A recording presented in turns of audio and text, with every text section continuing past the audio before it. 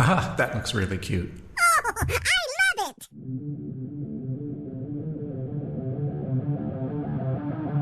Welcome to the Photography Podcast with your host, Mike Cassidy. Thank you, big voice in the sky. Hey, how are you? My name is Mike Cassidy, and I'm a boudoir photographer from New Jersey, and this is my show. What I do is talk to established pros and learn about the hurdles they've had to overcome to run thriving businesses. I'm looking to bring you personal stories which will help you connect to the fact that you're not alone with your struggles. Along the way, we'll probably have a few laughs, but the goal is to get you some actionable advice to help your business grow. So stay tuned. You never know what you may learn.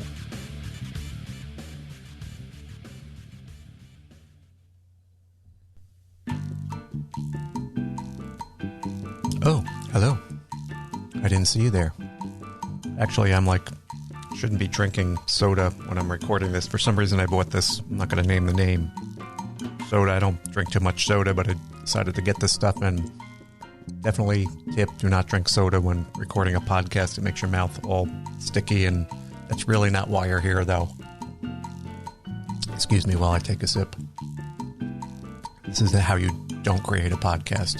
But today we have a real interesting guest, Trevor Sherwin. He's the chief of Provocateur Images up in Toronto. I'm somebody who has sort of followed Trevor for a while now. He's been shooting boudoir for about 8 years. He's a really interesting guy. He's one of these folks that started out as a portrait photographer, then transitioned into a boudoir photographer.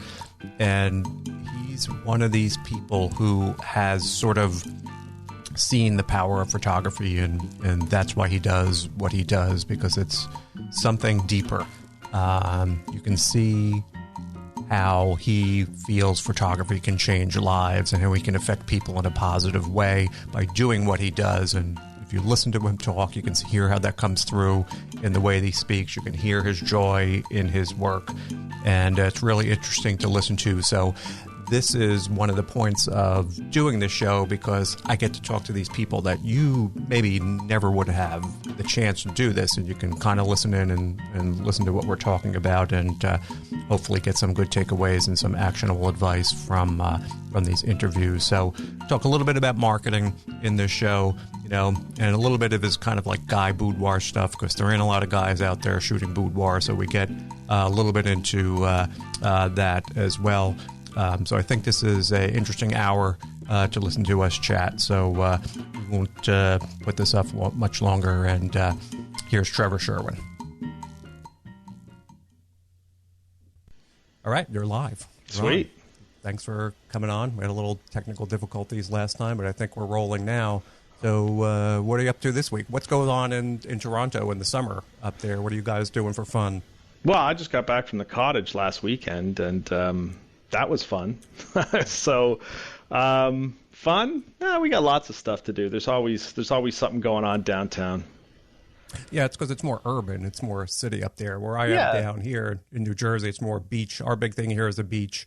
I used to live a couple of blocks from the ocean, so our big entertainment down here is rolling over to the beach and hanging out, which is nice in the summer, but it's short-lived. It's a place to go for about 3, 4, 5 months, and that's it. And the rest of it, it's like a ghost town. So yeah. I get to go up there. It's nice to hang out, but now it's still very warm here. It's been in the 90s, hot, but the leaves are already on the ground here. It's very weird as we go. Yeah, I'm starting to see those leaf changes. You get those one or two red trees, and you're thinking, "You bastards, you're triggering all of this." I hate it. I hate the cold, and it's very depressing to me when you look outside your window and are ready to roll over the ground. But it is. It just makes me want to move south and constantly be somewhere warmer, like being in Florida. But I digress a little bit, and I just got to tell you, I was looking at some of your videos before, and on YouTube and so forth. And one thing that people are listening to say that to pay attention to what you do, because you're really, and there's a little bit aside here, but you really do a great job with all the videos and your website, and most importantly, like your demeanor. And we're going to get back to that a little bit as far as talking about what we do and the little bit of an oddity that we are in the business that we're in. But you have a lot of videos. And do you produce those yourself, or do you working with somebody? Because videos are a pain and it's a lot of of work to do videos. Oh God, yeah. I mean, video is probably one of my least favorite things to do by far. It's a lot of times I'm gonna say it's just like one of those little handheld iPhone gimbals is probably the main thing that's recording these. I did do a trade for service with a videographer. Like, she did a lot of documentary stuff. So she ended up doing like 4 little 1.5 minute teaser videos that are all over my site and stuff. And then everything else is mostly me. I found a great little app that just is so ridiculously simple to edit and put stuff together that I use. I couldn't even tell you the name of it. I think it's called Spark, but it's fantastic.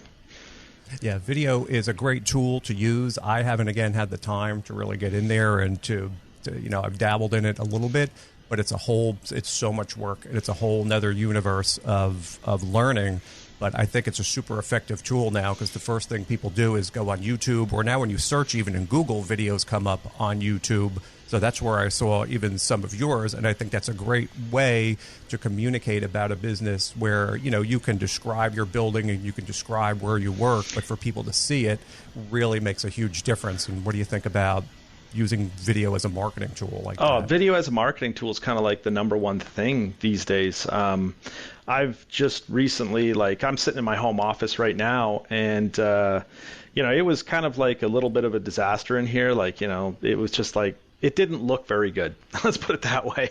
But I repainted it, hung some pictures up behind me, bought a ring light, and it's all for video production, because I really want to do kind of like one or at least a Facebook Live and an Instagram Live kind of on alternating days.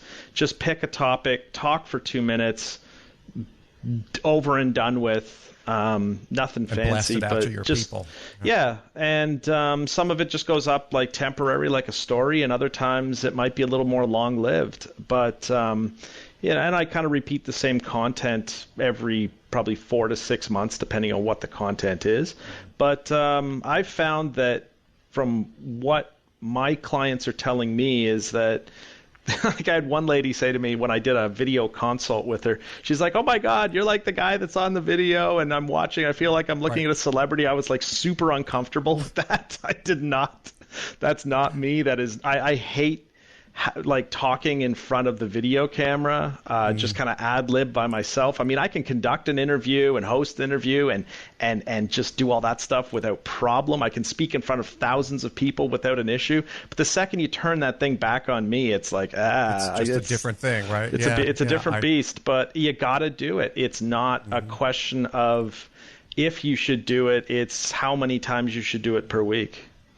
Yeah, and I think you're right. And the one thing about that, though, is you're just taking more time away from your day, because that's one more thing that you have to take time to learn and take time to do and keep doing. And when you were talking about video consults now, I think that's something I've started to do. And not only that, video emails, I find that there's a greater response rate. And with the video consult, you can jump on Instagram Live with somebody, right through your phone, and you can have a video. And I thoroughly think that makes a connection with somebody a lot better than email to do. So I found that really effective to use video as well as a tool for, just making that connection with the person that you're a potential client. It could really make a big difference. You know what? The one thing I guess it should be stressed is video doesn't have to be complicated, right? Like the stuff that I throw up on a day-to-day basis is not produced. I'm not overly marketing it, saying, hey, you know what? I'm going live at such and such a time. Every now and again I do that. But otherwise, it's just put the phone in the stabilizer, put that on its little tripod-y thing, or hold it with my hand, do a tour, walk around, talk for 2 minutes, and done. Like, because it's live, down in it. Because it's live, there's this thing in my head where I go, okay, I can trip up, I can stumble on a word, it's going to happen. Yeah. But when I'm trying to do something more produced, that 30 seconds of video always takes me 25 years to do. It just keep it simple sometimes, and just do your produced stuff when you need to do your produced stuff, but otherwise just be authentic and real and just have some fun with it. Right. And I think that's great. Yeah, and about a year ago, I started to do some of my own, and I bought a little gimbal, like you said, in my building, and I'm just trying to record all these little clips, and then when you get home, there's just mounds and mounds of clips, and you sit down, and you're like, all right, now what do I do with all this? And the part of putting that all together is like, I've got to hire somebody to do this. There's no way I have like an extra 2 weeks to put all this stuff together to make a 2-minute video. So it's a monumental amount of work, but I think it really pays off in the end once you can figure that out, or if you have the time. And that's why I say that one app that changed my life was Spark. It is not, don't confuse it with Adobe Spark, which is a separate thing. I've heard of that, but it is so mindlessly simple to edit video and then clip them together and stuff. I can use Premiere like the best of them, but this thing is all done on my iPhone. If you're, I don't think it's available for Android. I had a friend who had an Android and she couldn't find the app, so I'm not sure if it's just. But put it in the show notes.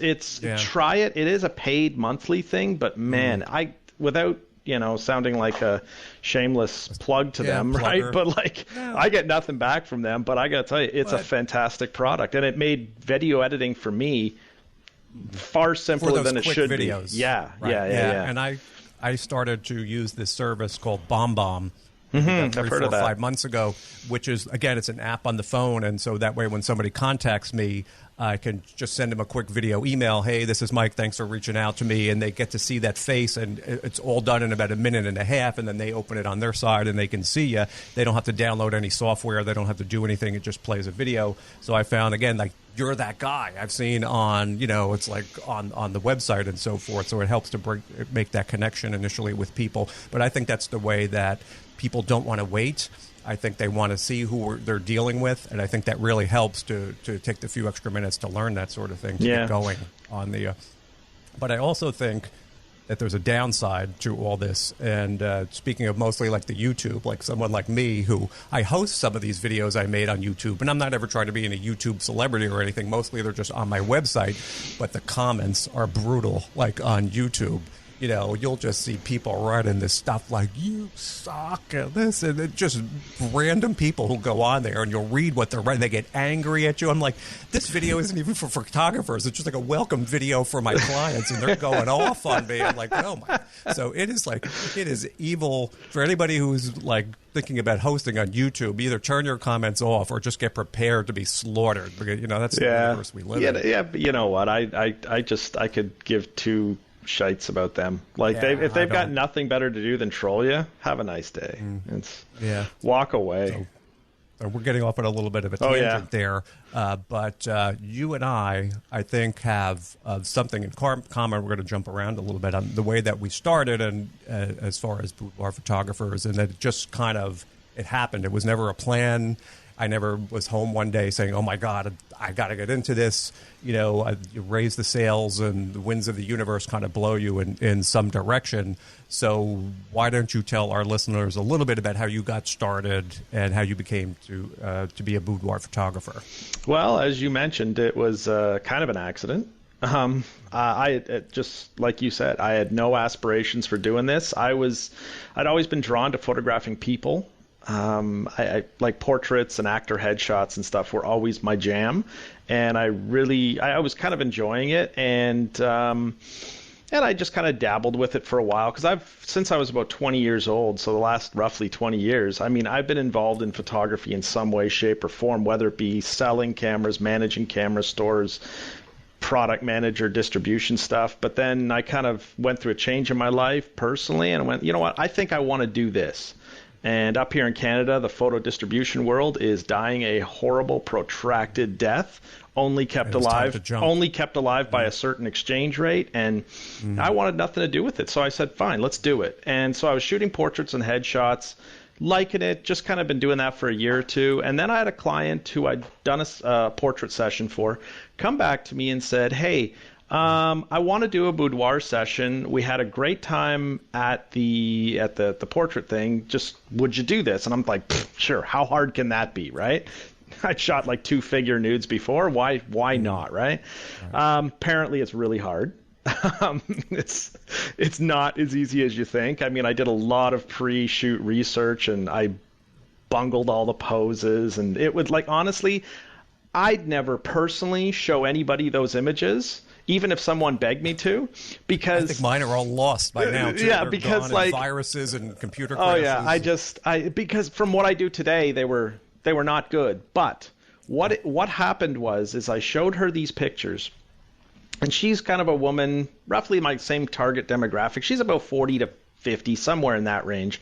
Just came out of a long-term relationship that seemed kind of abusive. And she just looked at these pictures and started tearing up because for the first time, I think she really felt sexy, felt good about herself, felt amazing. And that was literally this moment where I went, "Oh my God, how do I do that for everybody? Like this is amazing." And then like all throughout my kind of early work career and even high school and stuff like that, I always had a passion for interior design and architecture and stuff like that. So then, you layer on the fact you get to build sets with Boudoir versus just shooting on seamless pieces of paper. Right. I'm like, we're going to talk about that a little bit too. This is amazing, right? Like, so, like it just was that moment where I went, how can I make everybody feel this good? The light came on. Yeah, it was just one of those things where I would never change what I do. I don't know how I'd do some other genre of photography because you would never get that reaction again. And that reaction after every shoot is fantastic. Yeah, and I think that's unique about what we do. And I wasn't aware of that before we got into this as well, and having such an emotional response from people with the after. Like when you're taking beach photos or school photos, people don't come up to you and like you said, break down in tears. So I think once you begin to see that there's something more going on there, and again, we'll talk a little bit more about this, there's a whole lot of responsibility, I think, that goes along with this, more than what people bargain for when they're getting wrapped up in this business. Do you would agree? Oh, heck yeah. You have no idea the power you command with your camera, and it could be extremely good or it could be extremely hurtful, right? Like if you do this wrong, you could really damage somebody and how they perceive themselves. But when you do it right, my God, the results are just mind-blowing. Like I leave the studio some days on such a personal high. Like, I mean, I'm almost bouncing as much as the clients are, because I'm just like, they loved it. They felt so good, and they're feeling it. And it makes me feel so good. Yeah, and I think what I learned too is that it makes you go back and say, wow, if I'm going to get involved in this, I got to start getting myself on the ball. And there's a lot of responsibility on your end too. You realize what you're in control of. And I sit down and, boy, if I'm going to do this, I've got to do it perfectly. And, I'm the type of person that, similar to you, when I started going, I had no idea what I was doing. I wound up doing something for a friend of a friend, and then you find out, wow, these people, like, their lives are changed by this, and you're just like, boy, I got to sort of treat this with a certain level of respect and learn, and you sit down and you jump into it, and you're learning everything about it, and it's a bigger thing that you ever could have imagined. And I think it's a question of taking on that responsibility and being able to shoulder it and sort of understand what's happening and having that connection with the customer. But before we go down that road, how bad were you when you first started with this? Like, how bad? Again, so everybody knows that it's not easy to do. Like, it's terrible. Oh my God! Like, it's not. It wasn't just not knowing the poses. I mean, really, when it comes down to it, if you think about boudoir posing, there's only 4 poses you can do, and then variants of each. You can sit them down, stand them up, make them kneel, or lay them down. Those are the 4 things you can do. Right. Now you can play with all those things and do those, but it's the little details. It's the expressive lips. It's the expressive eyes. It's getting the right emotion paired with the pose, and then little things like, what are the hands doing? Because if the hands aren't, if they're just kind of like lifeless, like the pose and the body language could be beautiful, but the hands kind of like it out. And then pointy toes, little, just those little things that I see that, like, when I have some people who I mentor every now and again, like I will pick apart some of their images and I'll just like circle their images in like red and Photoshop with my and just say like, this needs to get fixed. You need to keep an eye for these things. And so, yeah, like, I mean, that first series, man, just so flat, so boring. I mean, there was definitely some good pictures in there, but like I look at them and I go, I got it 80% of the way. If I just had her do like just a little bit more of a sit up straight, like it would have been that little bit better.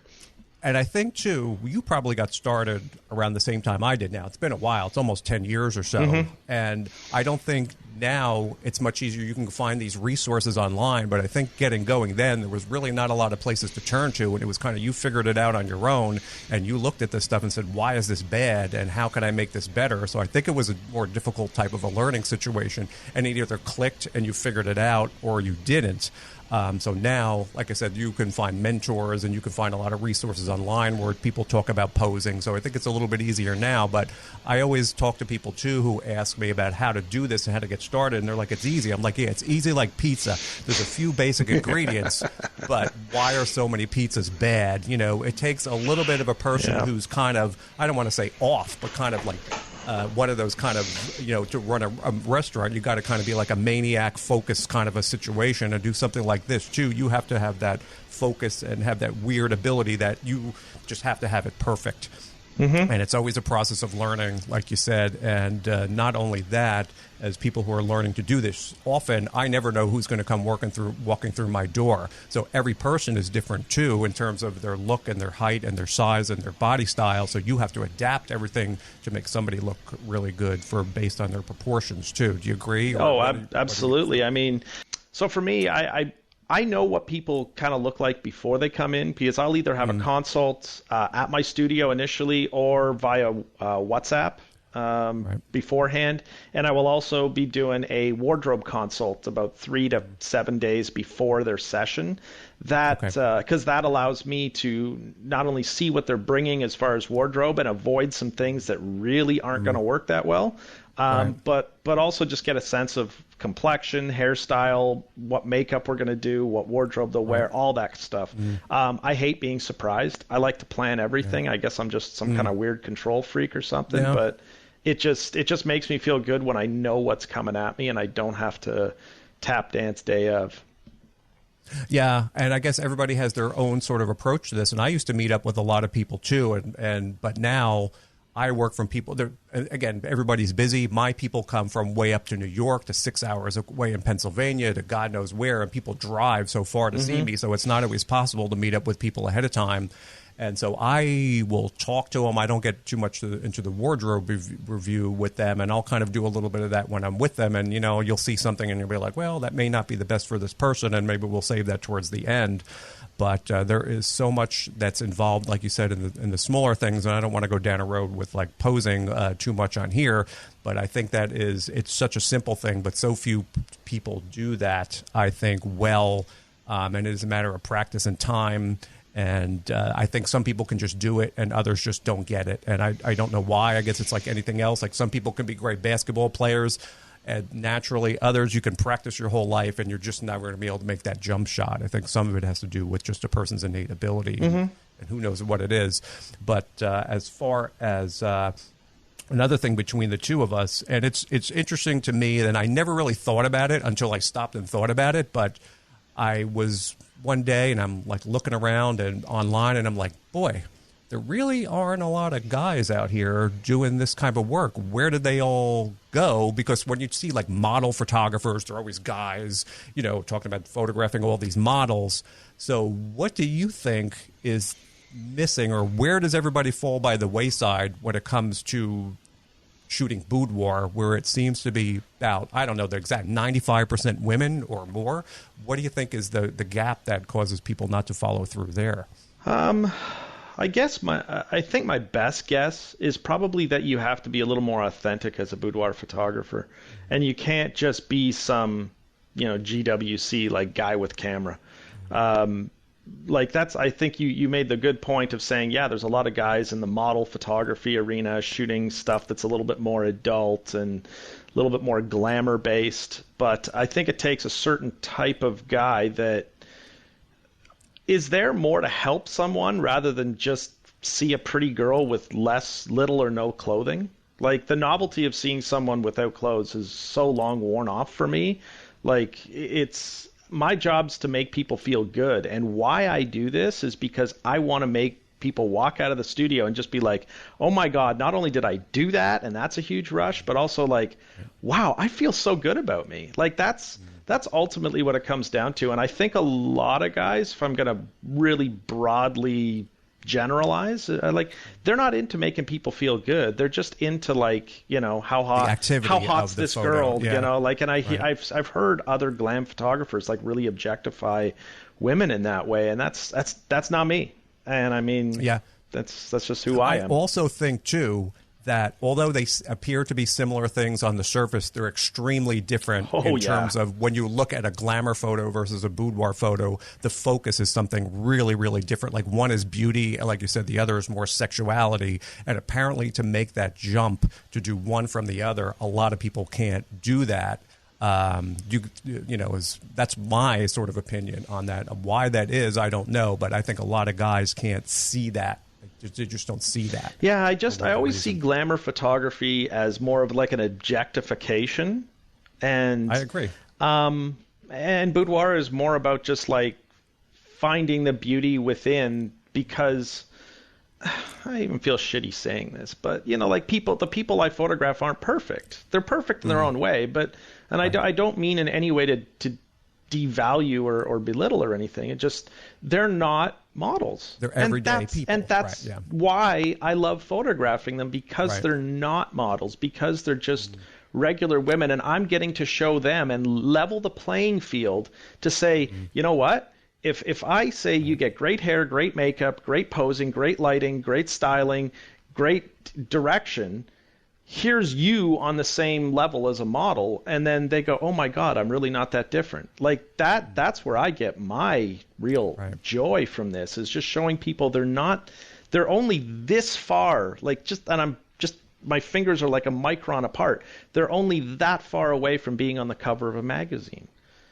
They just don't realize I think too, and it's hard for me to talk about that as how a woman would feel, because obviously it's hard to know. But yeah, I think they always see that type of photography as being somebody else, and suddenly they see them looking, feeling like that looks like they never. So it's you're right. It's bridging that gap, which always isn't big, but somehow they don't make that connection, or they don't see themselves in that light. And I think that we're I can't believe that's me type of a situation, and that's, I think, the ultimate goal. That's the win there, is to really, and you've seen it too, because I know it's not only a short live thing. These people can stay on air for days and weeks, and I have people who said, I bump into them at weddings every once in a while and say, I still look at my photo album like years later, and it makes me feel so wonderful. Yeah. And it seems like a small a distance to go, but it really that makes the difference to being, I think, a successful boudoir photographer or not. And here's one thing too. Now, do you feel, as being a male, that there are a lot of barriers? Do you feel that you lose business in terms of someone seeing you and go, I'm not going with some guy? Do you think that is an obstacle for people looking to get into this business as a male, that it would be tougher? Yeah, I'm going to say I used to think that. I kind of used that as an excuse for maybe not generating as much business as I thought I should. And when I first started out, I was a little shy about having a front-facing website or persona that showed that I was a guy. Not that I'm trying to surprise anybody, but I didn't go out of my way to be authentic. And that, I think, was the thing that hurt me, not the fact I was a guy. So when I made that switch and I just said, no, this is me, I found that bookings became more common and easier, because I showed who I am. And, yes, there are going to be women who are not comfortable having a guy photograph them, just as there are some women who look at it from the opposite perspective. They're doing this because they want to have the eye of a guy. Or maybe even better, if I could put this in even a better term, you could take 5 photographers, line them up in front of a potential customer, and if they're just looking at the work, that some of the photographers will not jive with them, and other photographers will be like, I have to shoot with that person. right? So being a guy isn't necessarily a detriment, and I try to just play it a little differently. Like, this is who I am, number one, but number two, this is my style, and number three, I bring a unique viewpoint to this. I bring a guy's viewpoint. So if you're doing this for your significant other, well, maybe I'm the better choice. I don't go out and say that on the site, but I mean, I kind of allude to it in a very indirect way.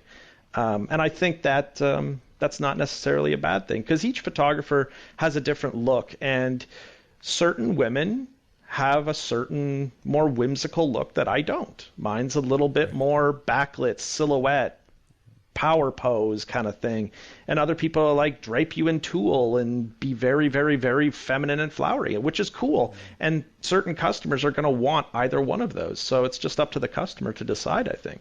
Decision, yeah. And you're right, and in as far as I think initially it's a style thing too. They may be seeing a work and saying, and everybody, again, likes something a little bit different. And I think initially people are drawn, and that can ultimately override. If they see the work, they know what they're getting.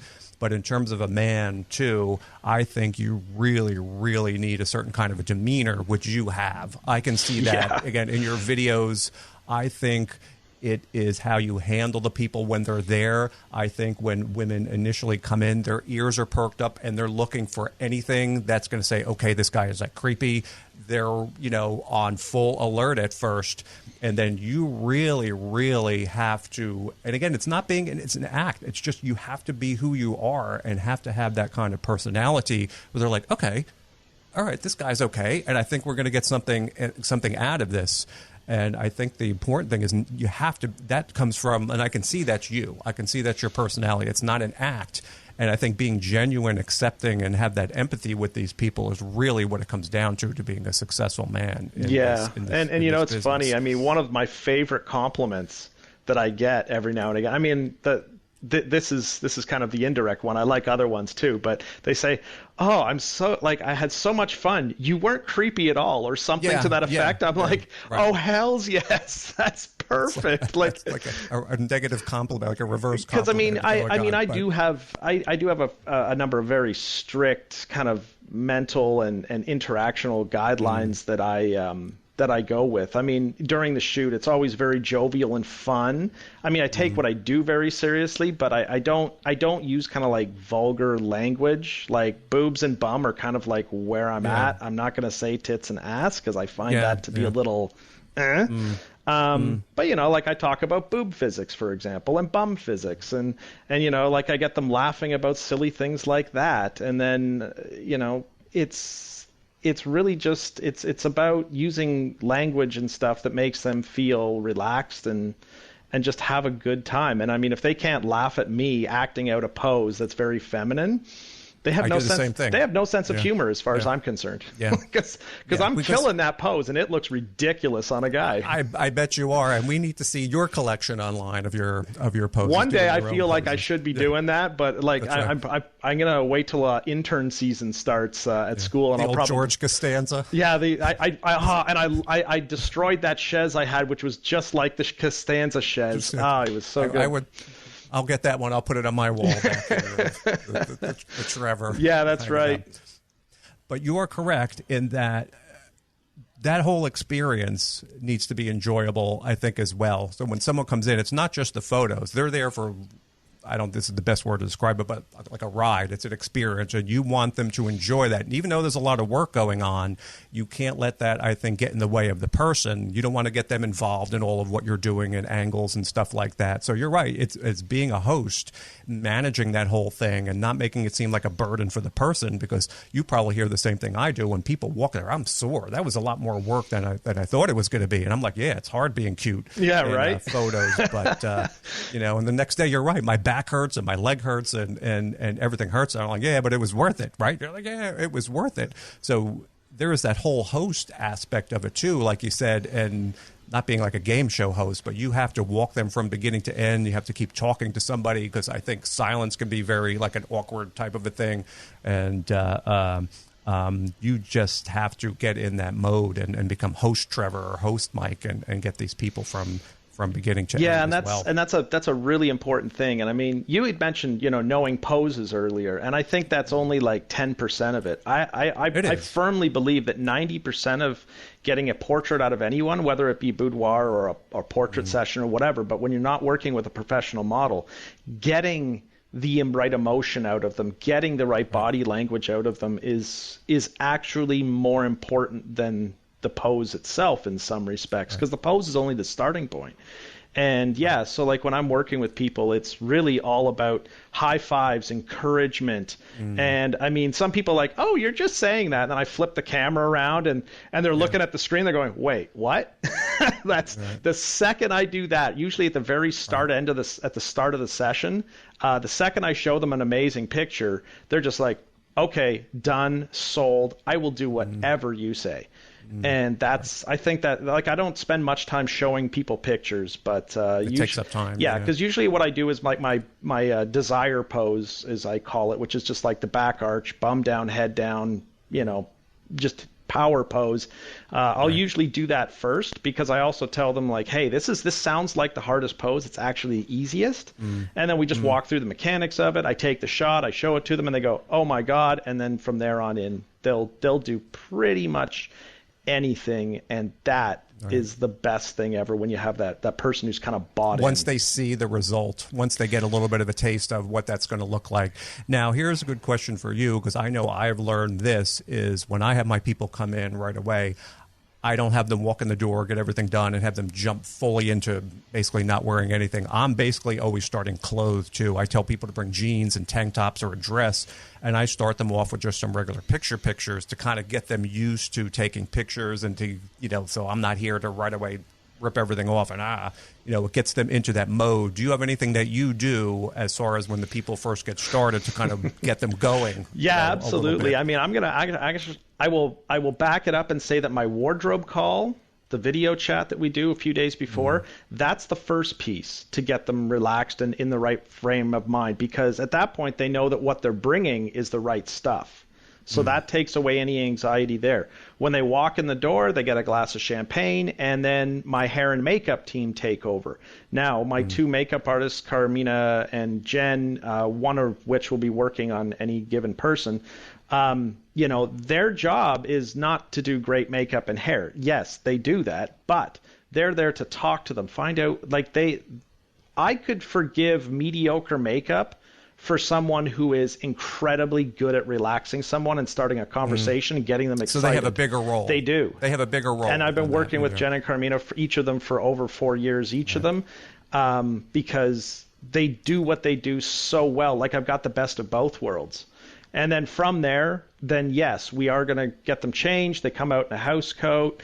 And then I talk to them a little bit about what goes on. Like, just I kind of give them about 50% of some of the posing instruction. Like, I'll talk about how boudoir is about body language. It's about suggestion. It's about making the viewer of the picture imagine the picture like 2 seconds into the future from where the photo was taken. So like you're only maybe touching your hip, but your hands are implying that you might touch yourself. You're not actually doing it, because that is what we call porn. It's more important. And that's not what we're here to do today. What we're here to do is create the suggestion.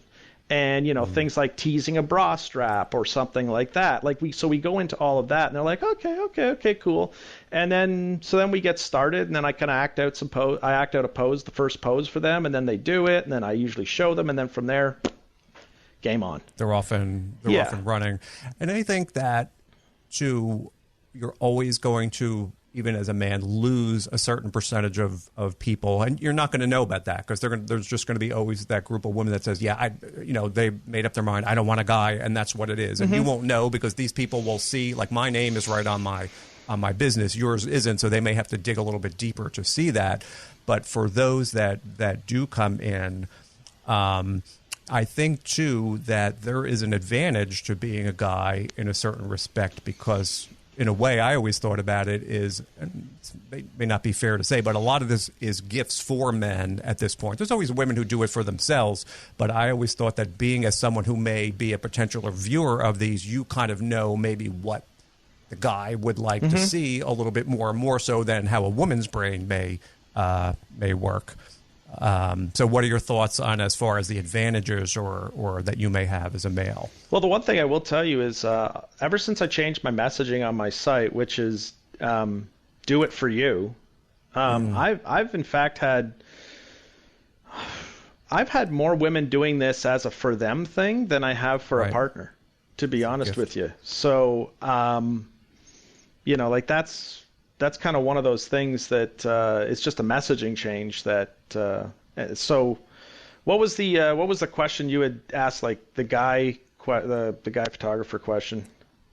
Because I kind of digressed myself and forgot. Oh, I was saying, like, as you think there may be an advantage in doing this as a man, in terms of maybe like a point of view or a perspective, whereas a woman photographer maybe, you have a little bit of a different viewpoint on this, and the customer maybe, I never would have thought about that, and maybe this is for my boyfriend, and he really would like a shot like this. I definitely think there is some of that going on. I mean, if there is a partner involved, I always just like, there's a lot of times where even where I'm coaching them and I'll just say like, hey, think of the most adorable thing, like, cause I'll find out the guy's name and like find out the most adorable thing that Bob does. And like, I want you to think of how it makes you feel. And then they give me this soft, playful smile. Like it just works. Right. So like I will kind of keep that connection going. And then as a guy, yes, I guess I do have a certain way of seeing a woman, just as the same way as I see a guy in a lot of respects. I guess there is some advantage for me, but I guess it boils down into my style. So I think that's where people will see certain things and the style will either resonate with them or maybe it won't. Not. Yeah. Now, on your work, do you do anything that starts to go more towards like the erotic side of photography? There are people who come in and it's like, boudoir is nice, but, I may want to go in sort of this direction. And then maybe I also think, and that happens for me from time to time, and I'll get your feedback on this as far as being a guy that doing things that may not be something they would talk about at work. They may be a little bit more okay with doing in front of a man versus a woman. They would feel a little bit more self-conscious where she may be saying, well, I don't want her to know that I act like this. Any thoughts or feedback as far as like going down that road? Yeah, I mean, you'll have to work pretty hard to find a thing that I won't shoot. Like, I mean, it's... I do get hit with those requests every now and again. I guess my site material does make people even feel like asking, do you shoot nudes? Sometimes they will even ask that. But I've had people, both individuals and couples, say I want to do something a little bit more erotic. And I can amp the poses up a little bit. But if you're looking for like explicit shots, like floodlight everywhere and you can see every bit, that's not quite my thing because that's outside my style. So if I can make something look erotic but clothe you in a shadow and use shadows to imply stuff and so like you can really tell there's something going on, especially in say a couple shoot.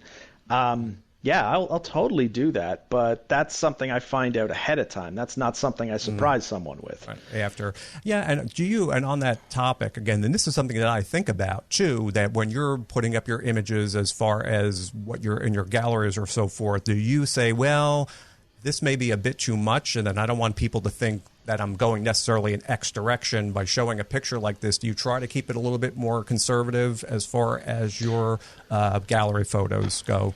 Yeah, maybe, yes, sort of. I don't know. I mean, I have a couple galleries on my site that are just figure nudes, but done more of a boudoir style.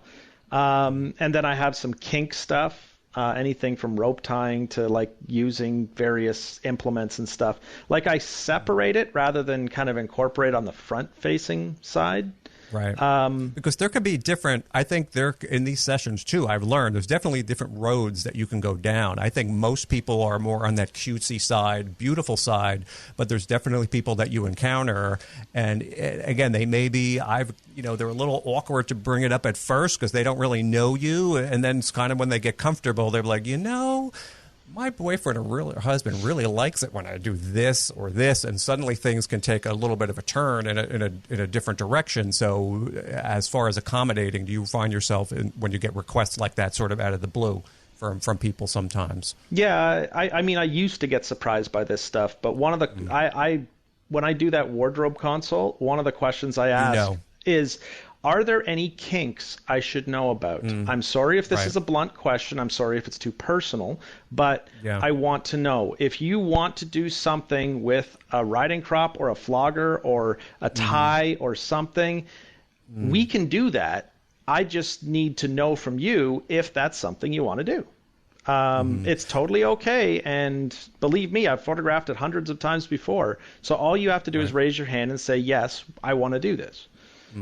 Yeah, I do find some reservation there sometimes with people, and I try, but people still aren't, I think, till they find that level of comfort, or they're suddenly finding themselves having a good time. And it was always in the back of their mind, and they're like, yeah, I'm going to go for it. And I do have some documentation that I send out, when people book, and in part of my guide, it says, things you may be afraid to ask me, and it lists a whole bunch of things, for props for people to bring to kind of break that ice, to let them know, that's okay. Not everybody's going to go down this path. But for those who choose to, that can be done. And I think, and again, with your opinion on this, there's a fine line. There is a line that you don't want to cross, where if someone wants to do a particular action, there's the good way to do it, and then it crosses that line where it becomes porn or something like that. Do you have any feedback on this? I absolutely believe that wholeheartedly. Like, I just had a client about 3 weeks ago come in. She said she wanted to bring her husband along. I was like, okay, cool. It wasn't really a couple shoot per se. She's just like, I want to do a couple shots. She's like, I have a strap on. He likes to be pegged. Okay, cool. So did you have any ways that you envision shooting this? Which is what I asked her. And she's like, no, not really. I said, well, can you just leave it up to me to figure that out? And she's like, oh, yeah, no problem. So we did it. Now, I mean, it was all just like, it wasn't the actual action of that. It was the implied nature of it. Like, there was also one shot, like it actually was a couple shot. It was so funny because she's standing there in a one piece with the harness and this large dong kind of hanging off of her, and her husband's in behind her wearing a suit and a jacket. And if you cropped it right at kind of just above her bust line and then up to his head, it would actually make the most incredible Facebook picture. But down below you see all the other stuff, and she's got a look on her face of like more dominance, and he's got kind of the more playful look, which so I just juxtaposed the male female there. So like there's lots of different ways to shoot all this stuff, and there is a line though, and it, as I said, if I can do it in an artistic way and kind of in an implied way, I'm all for it. When it's just like full on porn, it just loses something. I just feel like that's because Boudoir is all about the element of suggestion in my mind. So when you take that away, I'm like, I don't love it. And therefore, I guess I just don't shoot it. It does, and it changes. And when you see, I think you have to bring it up to that point. And you're right, a lot of that I think happens more so with couples than anything else, where people get caught up in the session. And you're right, having two people come close to as if they were kissing, I think has a lot more impact than actually having two faces kind of smashed together. And that's one of the things you kind of learn as you go along and through experience. And you can sort of bring it to that point, and I think that's the art form. Well, in a couples session, what's even more fun, aside from like having them kiss, because that just screws up her makeup and puts her makeup on him. Little side note for you new couples photographers: don't let them kiss. But also playing on that element of tease, like you can't actually have it. And for and at the end, like the couples are just. I actually had one couple ask me like, "Can we rent your studio for an hour?" And I'm like, "No, I don't do that in my studio, so you can't do that in my studio. Plus, I don't want the cleanup." So that's but it's cute to know that like you got these people so riled up and so into each other that they were just like, okay, we need to find a spot. They couldn't take it anymore. Yeah, and that's another skill in doing that too, is drawing that out as long as possible, and then and when these people are done, they're looking for the nearest Motel 6. Exactly. So then I think you know that you've had a successful time. You're like, woof. Yeah. But it gets close. Because usually with couple sessions, it's usually the guy who's kind of a little apprehensive about that. Right. They're like, I don't know whether I'd want to do this. Guys, I think, are even more self-conscious than women about their bodies. Yeah, you're right. I mean, I feel that's a broad brushstroke, and I'm not 100% right with that, but I do see it a lot. But like when the couple session's over and the guy is like, I don't want to go. Can we keep going? We'll be back. You know, that's when you know it's really a good session. Yeah, and I think that maybe where being a guy and bringing the guy in, I think they are in a little bit better of an environment, I found. And you're right. In a lot of the couple sessions that I do, it's, I don't want to say mostly, but a big part of it is just the woman first, and I have the guy watching, you know, because it seems to me they're always a little reluctant to get involved. And at that point, you kind of bring them both together and you kind of tease it along as long as you can. Sometimes people can't control themselves, but you got to keep the reins on that as I think as long as possible. So you have a good system, or at least we're working on the same system. I think here. And here's a question that I get all the time that I'm sure that you get. Like, how many of your guy friends are like asking to be your assistant and like come in? Like, how many? If I had to give you $1 for every time you've heard that question. All the time. I mean, my hockey buddies are like, oh my God, how do you not end up like, you know, all over the client or whatever? I'm like, dude, because it's like, no, like you just, that's not. That's no. So yeah, I get dudes on Instagram asking me like, "Hey, can I be? Are you looking for an assistant?" And it's just like you always hear that, and it's kind of classless. And you're the exact, like those guys. They're the exact reason I don't want a guy assistant. Well, yeah, I mean it's such a guy thing. I know. To say, I don't think they all mean, but they're just kind of like, you're so lucky. Look what you get to do for a living. But you're right. It's like you don't even think about it after a while. You know what? After your 100th or 200th. Yeah, but you know what's funny is like these guys who would say that 90% of the time, they're the guys who will really objectify a girl and just like look at her like, oh, her nose is too big or blah blah blah blah blah, like just stupid stuff that drives me bananas. But, you know, they see these pictures on my let's say my Instagram feed or whatever like that. And they're like looking at these girls like, oh, my God, these girls are gorgeous. But the thing is, they wouldn't even look at them twice if they were walking down the street at them. Walking down the mall. And that's what makes me feel really amazing because I'm making regular women super desirable to guys who would normally never look at them. And I think you just summed it up there. Yeah, I think that's what it all comes down to, and why. Yeah, it's such a complicated thing, I think. But you're right, and I'm going to change topics here a little bit because I want to go back to what you were talking to a little bit before, and then we'll wrap this up soon about your building and your studio, which is like great. And you build all that yourself, again, because if you haven't, go look at Trevor's videos online on YouTube, Provocateur Images, and you have a great building that you're using there, I guess, in Toronto. So tell me a little bit about how that comes together, because I like your black wall. I think that's great. And then I also want to know is what is the inspiration for the book wall that you had that is in there as well? Yeah, well, I'm not that creative. As I mentioned before, That's great. I have this passion for interior design, and I've had that for as long as I can remember. I mean, I was actually going to be an architect, but then, you know, I decided not to do it, and so I've always had that passion, and you know, like I'll just dig around on Pinterest and stuff and look for various ideas and put it together. And I saw this wallpaper done up as a book, and then a friend of mine has an antique bookstore. I'm like, hey Peter, I need 3 or 4 books roughly the same size, same page yellowing, that aren't expensive. He's like, well, I get these baskets full of stuff that I just end up tossing because they're worthless books. Here you go. And so I just shredded 4 books and $20 worth of wallpaper paste and a brush, and it looks like $1 million. And it's like amazing. And to be honest, I don't even use it all that often. I feel like I should use it more, but I've never quite. You're saving it for the special occasion. I actually like the thing I want to do the most is I want to get one of my V flats, and I've got all these vintage Playboy covers. So like they're Playboy covers with those really classless ads they had back in the 60s and 70s. And so I'm just going to like kind of like, I don't know, just like slap them up Arrange there that and as a just background. make a background out of that. Not so that you can see it says Playboy, because I'm sure I get sued for that. But just something like that's colorful and wow of that time, you know? of that period. Yeah, and it just be kind of That's a good idea. fun. Like, so I mean, I've got stuff like that, and then I just like all the furniture in the studio has been very carefully sourced to color coordinate, and so like I can put a pink couch on the dark wall, the yellow couch on the flower wall, and then the brick wall you can put the leather couch. Right. Like it's all designed to kind of go together like a little jigsaw puzzle, so I can create 52 different looks from any of the seven shooting spots. Space like that, right? And that's great. And one thing too, like with the dark wall that you have, which is super dramatical, and that's not even a real word.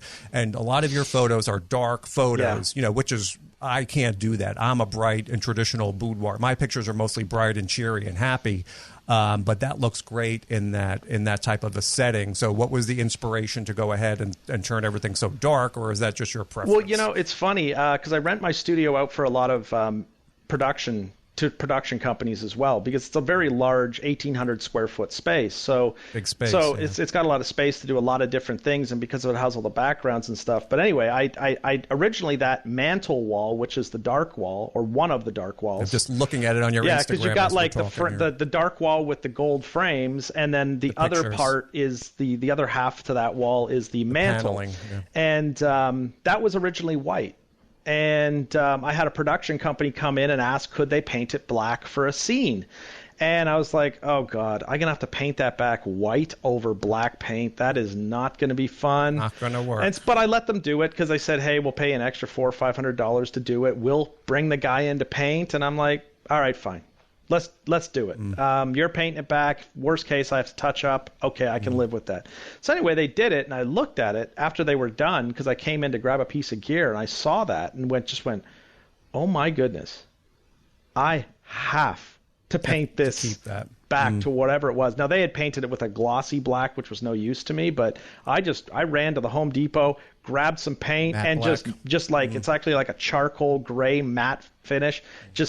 That was on the wall like 2 or 3 days later, and I have not changed back since. Because what you're doing, I think, is making the most out of that space there. You have all these different sort of vignettes, and so you can go from, and I'm sure you don't use all of them in every session. No, you two but at you most. You have like such a variety of looks that you can create, and that's what the amazing thing is, I think, in your building. And again, if people haven't looked on that, hop on your YouTube videos or even on your Instagram, because a lot of your photos, you can see that, and your Instagram is provocateur_images on there. There's lots of great shots that show your building and your furniture that you have. How often do you change that, or do you wake up just and say, "Oh, I'm tired of this, and I got to swap it out"? Yeah, I mean, I'm kind of like a Kijiji Craigslist ninja. So like any of these just looking for something strikes yeah, you. Like I poke on there every now and again, you find something and you look at the price and go, nope, not for that money. And then you get on there and you find something for a sweet deal. Because I don't need stuff to be pristine condition. I mean, you can't buy a couch with a giant rip in the cushion, but like you could get stuff that's a little bit more like worn and dinged and scratched, and I wouldn't care. So I do change it up every now. But you are rocking the velvet couch. I got 2 of those. The velvet couch is there, and so many people do that bad, and you are doing it the right way. So they got to learn from you how to use that. All right, and I'll wrap it up here with you today. We've been just about an hour or so on here. And I just want to thank you for taking the time to come on today. And I just want you to give everybody where they can find you, YouTube, or where can people find you online, Trevor, to take a look at your stuff. Yeah, I mean, thanks for having me on, first of all. But I guess you can kind of find/follow me. Hit me up on Instagram for the most part, provocateur_images, as you mentioned, Michael. The website is provocateurimages.ca. Most of the social links are all off of that. So that's the main 2 things. The YouTube page, if you like, a lot of you could just, hurry up and subscribe to the page and get me up to 100, then I can change the domain name to like youtube.com/provocateurimages, but they don't let you do that. And I mean, honestly, I haven't really promoted the YouTube channel that much. Most of my work, most of my video stuff is just posted to Instagram TV, Instagram, Facebook Live, that kind of stuff. But YouTube should be a bigger part, but they're like what I envision as more of the production videos rather than the little happy, yay stuff.